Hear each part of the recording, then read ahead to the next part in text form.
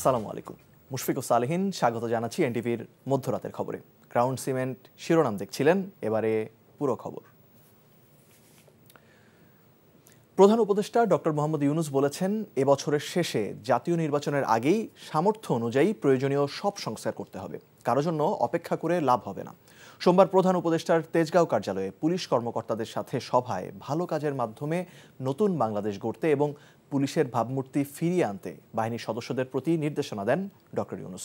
বলেন, আইন শৃঙ্খলা ঠিক না থাকলে কিছুই কাজে আসবে না। আরও জানাচ্ছেন মুকসিমুল হাসান। আইন শৃঙ্খলা পরিস্থিতি নিয়ে পুলিশের বিভিন্ন পর্যায়ের শতাধিক কর্মকর্তাদের সঙ্গে জরুরি বৈঠক করেন প্রধান উপদেষ্টা। বক্তব্যের শুরুতেই অধ্যাপক ইউনূস বলেন, ছাত্র জনতার গণ অভ্যুত্থানের আগে পুলিশের কৃতকর্মে বাহিনীর সুনাম নষ্ট হয়েছে। ইতিবাচক কর্মকাণ্ডের মাধ্যমে ভাবমূর্তি ফিরিয়ে আনতে প্রয়োজনীয় নির্দেশনা দেন দেশের নির্বাহী প্রধান। যে নতুন করে আমাদের যাত্রা শুরু হলো, এটা একটা মস্ত বড় সুযোগ। এই সুযোগটার উপরে আমি আন্ডারলাইন করছি, এই সুযোগটা যেন আমরা হারিয়ে না ফেলি। তো সেখানে পুলিশ বাহিনী একটা মস্ত বড় ভূমিকা পালন করে। যেই সরকার তোমাদের নিয়ে কাজ করছে, সেই সরকারেরও ইচ্ছা যে তোমরা সেই ভাবমূর্তিতে চলে আসো, যাতে করে দুনিয়া সবাই দেখে, দেশের মানুষও দেখে আমরা শুধু পুলিশ বাহিনী না, আমরা নতুন বাংলাদেশের পুলিশ বাহিনী। তোমার কাজে কর্মে তখন মানুষ অতীত ভুলে যাবে, মাফ করে দেবে। গণ অভ্যুত্থানের ফলে সৃষ্ট সুযোগকে কাজে লাগিয়ে প্রয়োজনীয় সংস্কারের মাধ্যমে দেশ গঠনের পরিকল্পনার কথাও জানান প্রধান উপদেষ্টা। আমরা বলছি ডিসেম্বরে নির্বাচন হবে, এর মধ্যে যা আমরা করতে চাই, যা আমাদের সামর্থ্য আছে, এগুলো করে ফেলা। আমাদের যত সংস্কার করার দরকার আছে আমি করে ফেলি। কারোর জন্য অপেক্ষা করে আমাদের কোনো ফায়দা হবে না। আমরা সেই অংশটা করব, এটা আশ্বাস দিলাম তোমাদেরকে। তোমরা আমাদেরকে বলো যে আমরা আমাদের পার্টটা আমরা করবো। আমরা এই নতুন বাংলাদেশের নতুন সৈনিক পুলিশ বাহিনী হব। বাংলাদেশকে সম্ভাবনার দেশ উল্লেখ করে ডক্টর ইউনূস বলেন, যেসব দেশ এখন বিশ্ব নেতৃত্ব দিচ্ছে তাদের কাতারে থেকেই বাংলাদেশ এগিয়ে যেতে সক্ষম। Muksimul Hasan, NTV news, Dhaka. এই ঈদে জামা জুতো অ্যাকসেসরিজের ডিসকাউন্ট। বিএনপির ভারপ্রাপ্ত চেয়ারম্যান তারেক রহমান বলেছেন, দেশের গণতন্ত্রের বিরুদ্ধে ষড়যন্ত্র চলছে। ১/১১ মতো বিএনপিকে মিডিয়া ট্রায়ালের মুখোমুখি করা হচ্ছে বলেও মন্তব্য করেন তিনি। বলেন, মানুষের জন্য রাজনীতি হলে নির্বাচনও হতে হবে জনগণের জন্য, যাতে স্বাধীনভাবে ভোট দিতে পারে মানুষ। সোমবার অনলাইন অ্যাক্টিভিস্টদের সম্মানে ইফতার মাহফিলে ভার্চুয়ালি যুক্ত হয়ে এসব বলেন তারেক রহমান। ইমরুল হাসানের রিপোর্ট। অনলাইন অ্যাক্টিভিস্টদের সম্মানে সোমবার ইফতারের আয়োজন করে জিয়া সাইবার ফোর্স। অনুষ্ঠানে লন্ডন থেকে অনলাইনে যুক্ত হন বিএনপির ভারপ্রাপ্ত চেয়ারম্যান। স্বৈরাচারের আমলে অনলাইনে লড়াই করার জন্য সাইবার যোদ্ধাদের ধন্যবাদ জানিয়ে যে কোনো সময়ের চেয়ে তাদেরকে আরও সক্রিয় থাকার আহ্বান জানান তারেক রহমান। বলেন, দেশ ও দেশের গণতন্ত্র নিয়ে চক্রান্ত চলছে। বাংলাদেশের গণতন্ত্রের ভিত্তির বিরুদ্ধে যে ষড়যন্ত্র ছিল, একটি ষড়যন্ত্র আবারও শুরু হয়েছে।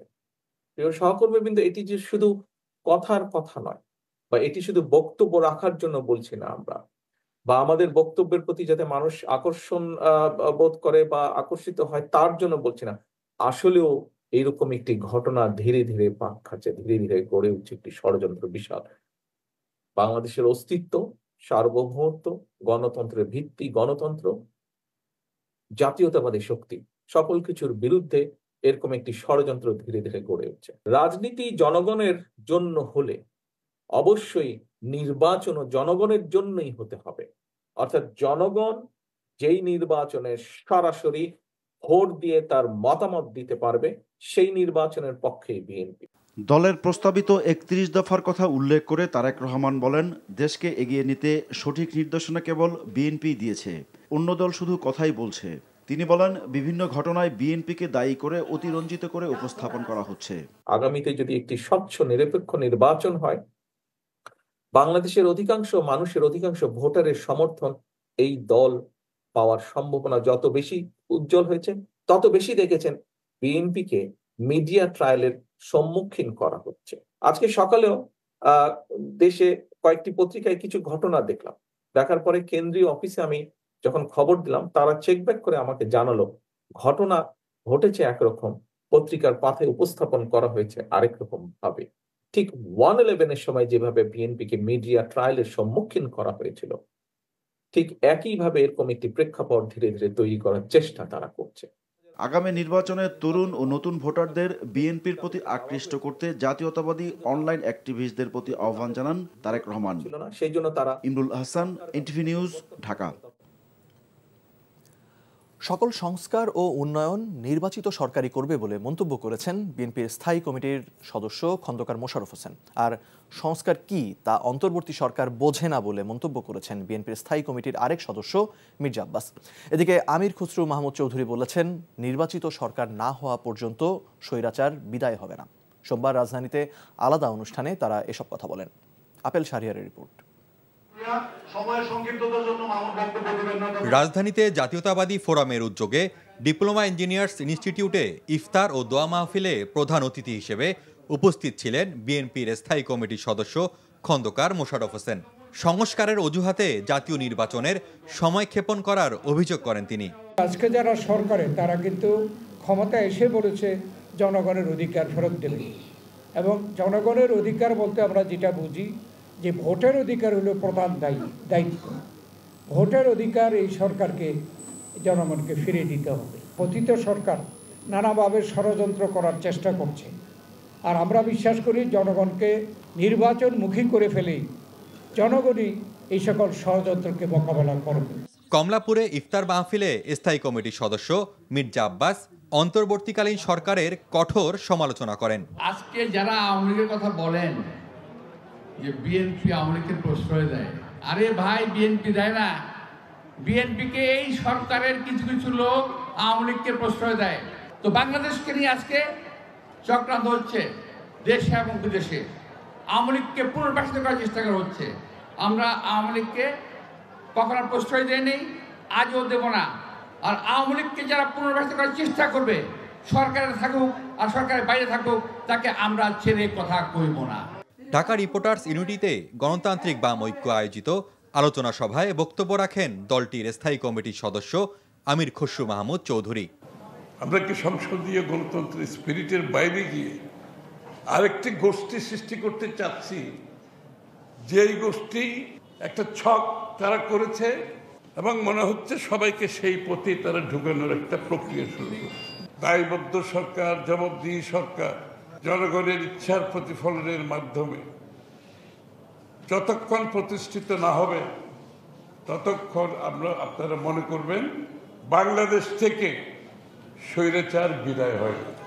নয়াপল্টনে দলটির কার্যালয়ের সামনে মহিলা দলের বিক্ষোভে রুহুল কবির রিজভী বলেন, আওয়ামী লীগ লুটপাটের টাকা ব্যবহার করে দেশে অস্থিতিশীল পরিবেশ তৈরির চেষ্টা করছে।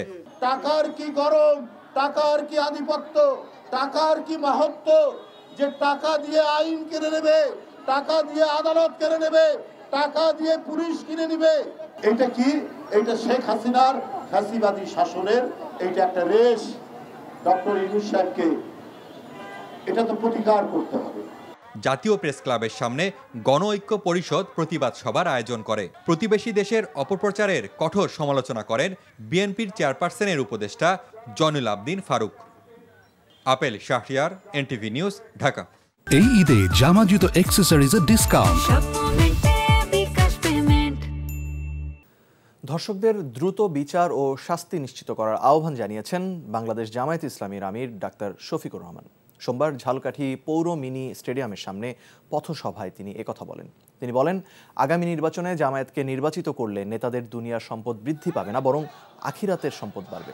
পরে জুলাইয়ে শহীদ সেলিম তালুকদারের কন্যা সন্তানকে দেখতে যান তিনি। এদিন সকালে বরগুনায় মেয়ে ধর্ষণের অভিযোগে মামলা দায়েরের পর খুন হওয়া পিতা মন্টু চন্দ্র দাসের শোকাহত পরিবারের সদস্যদের সাথে দেখা করেন তিনি। মেয়েদের লেখাপড়ার পাশাপাশি সংসারের খরচ সংকলনের জন্য সহযোগিতা করার আগ্রহ ব্যক্ত করেন জামায়াত আমির।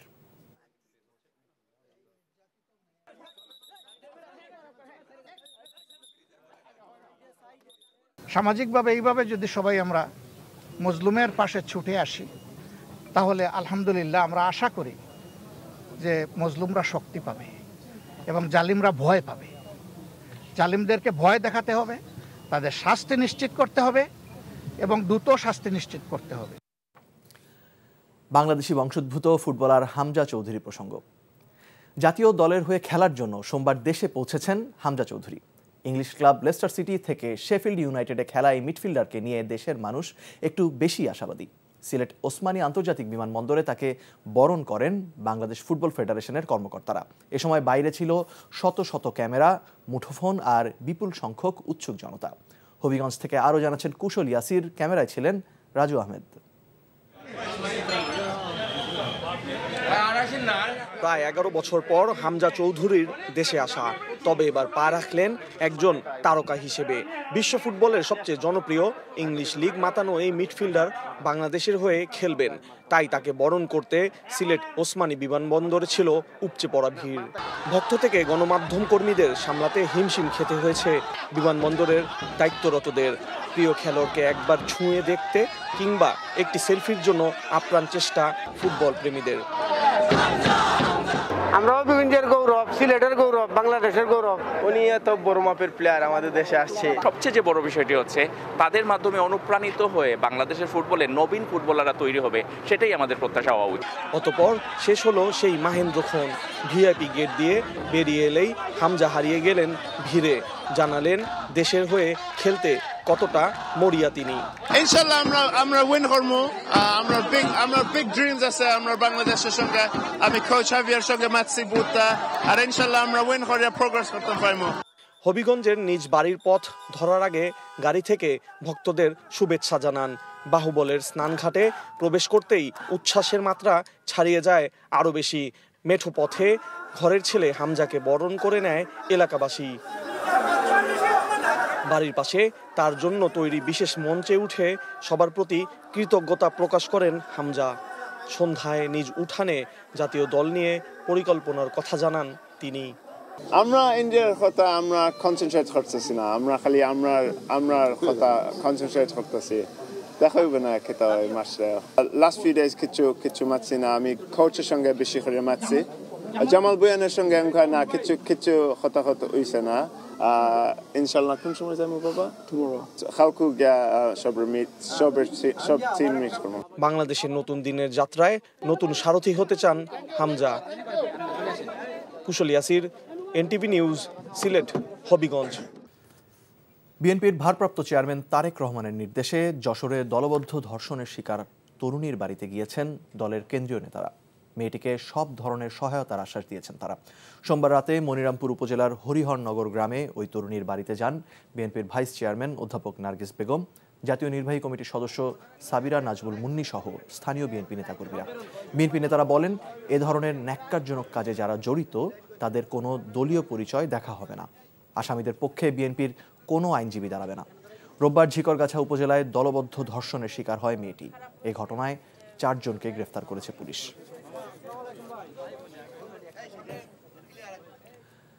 প্রতিশ্রুতি ভেঙে লালমনিরহাটের দহগ্রাম সীমান্তের শূন্য রেখায় আবারও কাঁটাতারের বেড়া স্থাপনের চেষ্টা চালিয়েছে ভারত। বিজিবি জানায়, সোমবার দহগ্রামের মাস্টারপাড়া সীমান্ত এলাকায় বিএসএফ তাদের গ্রামবাসীদের দিয়ে শূন্য রেখার মাত্র 3 থেকে 4 গজের মধ্যে প্রায় 4 ফুট উচ্চতার বেড়া স্থাপন করতে থাকে। বিষয়টি জানতে পেরে দহগ্রাম আঙ্গরপোতা বিজিবি ক্যাম্পের একটি টহল দল ঘটনাস্থলে গিয়ে বাধা দেয়। প্রথমে তর্কে জড়িয়ে পড়ে বিজিবি বিএসএফ। এ সময় বিজিবির নিষেধ সত্ত্বেও জোর করে বেড়া নির্মাণের চেষ্টা অব্যাহত রাখার এক পর্যায়ে খুঁটি ও কাঁটাতার উপড়ে দেয় বিজিবি। এতে কিছু সময়ের জন্য উভয় বাহিনীর মধ্যে উত্তেজনা দেখা দিলেও শেষ পর্যন্ত কাজ বন্ধ করে খুঁটি ও কাঁটাতার নিয়ে চলে যায় ভারতীয়রা। সম্প্রতি বিজিবি বিএসএফ এর সেক্টর কমান্ডার পর্যায়ে অনুষ্ঠিত বৈঠকে শূন্যরেখার 150 গজের মধ্যে কোনো ধরনের স্থাপনা নির্মাণ না করার প্রতিশ্রুতি দিয়েছিল বিএসএফ। ঋণের আওতা বাড়াতে নীতিগত পরিবর্তন এনেছে বাংলাদেশ ব্যাংক। নতুন নীতিমালা অনুযায়ী ব্যক্তি পর্যায়ে প্রান্তিক অপ্রাতিষ্ঠানিক উদ্যোক্তারাও ঋণ পাবেন। ট্রেড লাইসেন্স নেই এমন উদ্যোক্তাদের 5 লাখ টাকা পর্যন্ত ঋণ পেতে লাগবে না জামানত। 2029 সালের মধ্যে মোট ঋণের 27% ক্ষুদ্র ও মাঝারি উদ্যোক্তাদের মধ্যে বিতরণ করার লক্ষ্য নির্ধারণ করে নীতিমালায় ব্যাপক পরিবর্তন আনা হয়েছে। যদিও বর্তমানে 25% লক্ষ্যমাত্রার বিপরীতে এ খাতে বিতরণ হয়েছে মোট ঋণের 19%। সোমবার দুপুরে বাংলাদেশ ব্যাংকের প্রধান কার্যালয়ে এক সংবাদ সম্মেলনে নির্বাহী পরিচালক আমির উদ্দিন জানান, ক্ষুদ্র ও মাঝারি উদ্যোক্তাদের মাধ্যমে অর্থনীতির চাকা ঘোরাতে চায় কেন্দ্রীয় ব্যাংক। এ লক্ষ্যে নারী উদ্যোক্তাদের বিশেষ সুবিধায় সুবিধার আওতায় আনা হয়েছে। বর্তমানে 22% নারী উদ্যোক্তা মাত্র 7% ঋণ পাচ্ছেন। এখন থেকে জামানত ছাড়াই 25 লাখ টাকারও বেশি ঋণ পাবেন নারী উদ্যোক্তারা।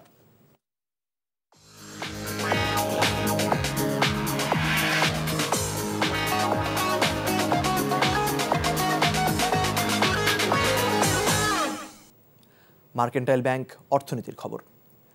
পুঁজিবাজার থেকে প্রাপ্ত লভ্যাংশের ওপর দ্বৈত করের বিধান প্রত্যাহার করে লভ্যাংশের আয়কে করমুক্ত ঘোষণার দাবি জানিয়েছে চট্টগ্রাম স্টক এক্সচেঞ্জ।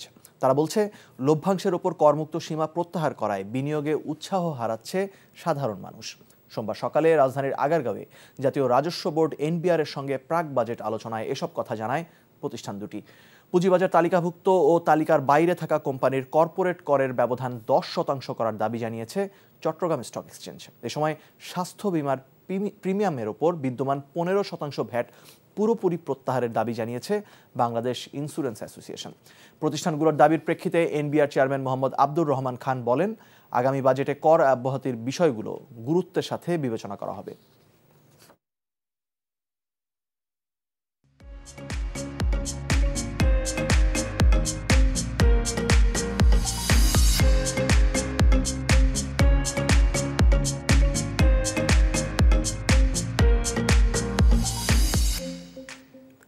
সারা লাইফস্টাইল ঈদ কেনাকাটার খবর।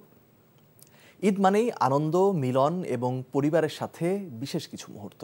আর এই বিশেষ সময়ে সবচেয়ে গুরুত্বপূর্ণ এক অনুভূতি হলো মায়েদের জন্য শাড়ি কেনা। ঈদে মা, দাদি, নানির জন্য শাড়ি কেনা তাদের জন্য ভালোবাসা প্রকাশের এক চমৎকার উপায়। তাই ক্রেতাদের ভিড় বাড়ছে রাজধানীর শপিং মলগুলোতে। রিপোর্ট করছেন সাদরিনা খন্দকার।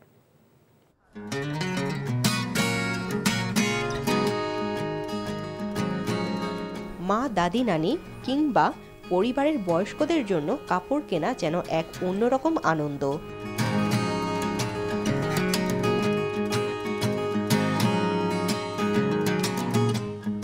সুতির আরামদায়ক শাড়ি কিংবা সালোয়ার কামিজ, এটা সাধারণ কোনো পোশাক নয়। এর মাধ্যমে প্রকাশ পায় তাদের প্রতি শ্রদ্ধা, ভালোবাসা আর কৃতজ্ঞতা। শাড়ি কিনে মায়ের হাতে উপহার দেওয়ার মধ্যে একটা বিশেষ স্নেহ মমতা কাজ করে বলে জানান ঈদ কেনাকাটা করতে আসা অনেকেই। মায়ের জন্য যে 3 পিস কিনেছি, বোনের জন্য কেনাকাটা হচ্ছে, ছেলের জন্য দেখতেছি। মা তো একটা স্পেশাল পারসন, তাকে দেওয়া মানেই তো খুশি। আমি আমার মার জন্য শাড়ি কিনতে আসছি, তো আরামদায়ক কটনের ভিতরে, সুন্দরের জন্য আসছি। ব্যবসায়ীরা বলছেন, এবার ঈদে টাঙ্গাইলের তাঁতের শাড়ি সহ জামদানি শাড়ির চাহিদা বেশি। টাঙ্গাইলে পাবনার শাড়িগুলোর বেশি চাহিদা। মুরব্বী, মিডিয়াম এজ এরা একটু সুতি পছন্দ করে আপনি, আর যারা একটু মনে করেন একটু গর্জিয়াস, একটু ভারী চায় তারা জামদানি পছন্দ করে। অনেক সুন্দর সুন্দর শাড়ি আসছে, কাতানোর পিওর সিল্কের ভিতরে আসছে রিজনেবল প্রাইজে। আর আমাদের 780 থেকে শুরু, আপনার 3400 পর্যন্ত। ঈদের বেশি দিন বাকি নেই, তাই পরিবারের অন্যান্যদের পাশাপাশি মায়েদের জন্য কেনাকাটায় অনেক ক্রেতাকেই বাড়তি ব্যস্ততায় কাটাতে হচ্ছে। সাদরিনা খন্দকার, এনটিভি নিউজ, ঢাকা। প্রবাসের খবর। বাংলাদেশ বিজনেস ফোরাম বাহরাইনের কার্যনির্বাহী কমিটি অনুষ্ঠিত হয়েছে। বাহরাইন প্রতিনিধি সৈয়দ মামুন হোসেন জানান, বৃহস্পতিবার রামি গ্র্যান্ড হোটেল বাহরাইনে এই নির্বাচন অনুষ্ঠিত হয়। বিজনেস ফোরামের সম্মানিত সদস্যদের সরাসরি ভোটের মাধ্যমে কার্যনির্বাহী কমিটির 9 জন সদস্য নির্বাচিত হন। নবনির্বাচিত সদস্যরা হলেন আইনুল হক সরকার, মোহাম্মদ জসিম উদ্দিন, যৌথভাবে আক্তারুজ্জামান সরকার এবং নোমান উদ্দিন মনির, তোফাজ্জল হোসেন মুকুল, মোহাম্মদ মকবুল আহমেদ, মিজানুর রহমান, আল মারুফ, রফিকুল ইসলাম। নির্বাচনে পর্যবেক্ষক হিসেবে উপস্থিত ছিলেন বাংলাদেশ দূতাবাসের নবনিযুক্ত রাষ্ট্রদূত রইস হাসান সারওয়ার। আরও উপস্থিত ছিলেন দূতালয় প্রধান মহিউদ্দিন কায়েস, শ্রমসচিব মাহফুজ রহমান সহ বাংলাদেশ কমিউনিটির নেতৃবৃন্দ। প্রধান নির্বাচন কমিশন হিসেবে দায়িত্ব পালন করেন জনাব মোহাম্মদ মুইজ চৌধুরী। কমিশনার ছিলেন আবু বকর চৌধুরী, প্রকৌশলী হুমায়ুন কবির, ডক্টর শাহ আলম এবং প্রকৌশলী গিয়াসউদ্দিন। বাংলাদেশ দূতাবাসের সাবেক রাষ্ট্রদূত ডক্টর নজরুল ইসলাম বিজনেস ফোরামের বিগত দিনের কার্যক্রমের প্রশংসা করে নবনির্বাচিত কমিটিকে অডিও বার্তায় শুভেচ্ছা জানিয়েছেন। বাংলাদেশ দূতাবাসের সাবেক রাষ্ট্রদূত অবসরপ্রাপ্ত major general K M Mominur Rahman নবনির্বাচিত কমিটিকে শুভেচ্ছা জানান। শেষে মুসলিম উম্মার শান্তি ও সমৃদ্ধি কামনায় বিশেষ দোয়া করেন মাওলানা আলী হোসেন।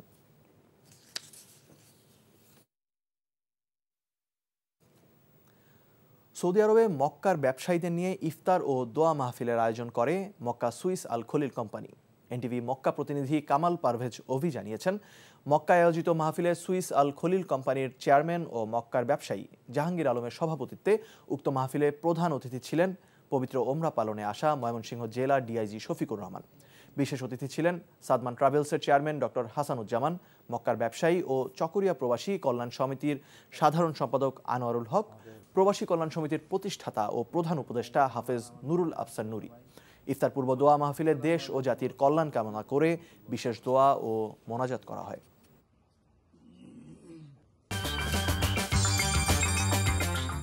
এই ছিল মধ্যরাতের খবরে।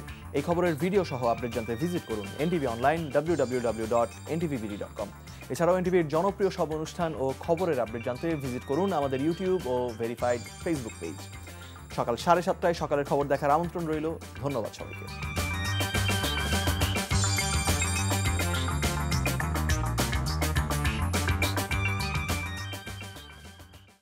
এই ঈদে জামা জুতো অ্যাক্সেসরিজের ডিসকাউন্ট।